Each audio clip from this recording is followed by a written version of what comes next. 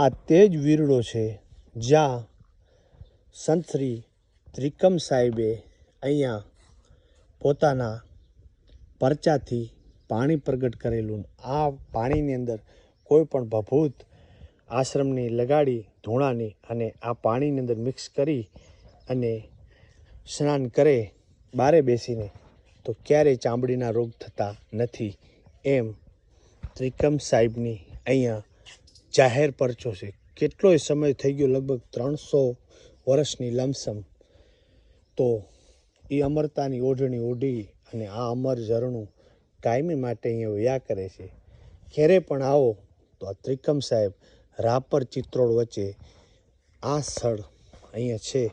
ઘણા શ્રદ્ધાળુઓ આવે છે અને પોતાને ધન્યતા અનુભવે છે. તો જય ત્રિકમ સાહેબ સૌની ચડતી રાખે એવી આશા રાખે.